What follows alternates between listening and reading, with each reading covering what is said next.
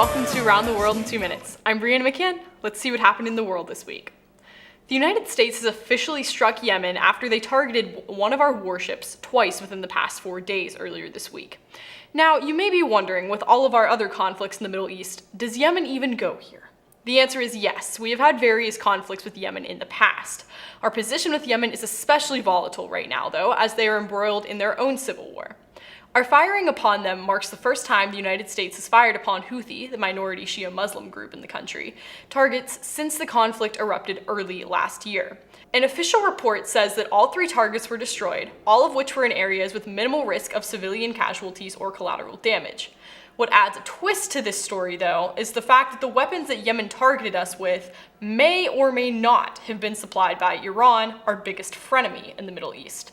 This will be incredibly interesting to see how it develops. World War II ended 71 years ago, so most involved with the war are reaching their 80s and their 90s right now. There is still a big push to persecute the dwindling numbers of living Nazis, and many have been tracked down, tried, and found guilty even in the past year alone.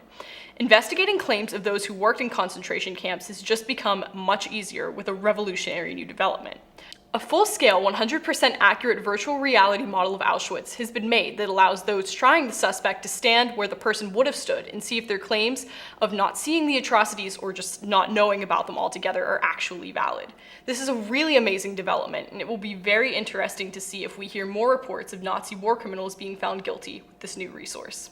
In domestic news, the answer for who should win the Nobel Prize for Literature was clearly blowing in the wind. The United States has its first Nobel laureate for literature since 1993.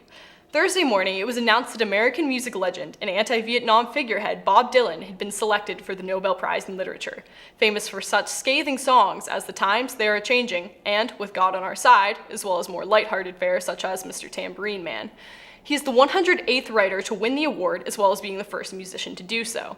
He was chosen, in the words of the committee, for having created new poetic expressions within the great American song tradition. As soon as this was announced, like a rolling stone, various responses emerged. Many of his fans who admire his impact on American society were very excited by this, while others were absolutely outraged by it, explaining that he isn't actually a writer in the sense of literature and therefore in no way deserved the award. But don't think twice, it's all right. It's a pretty cool win for the United States, any way you look at it.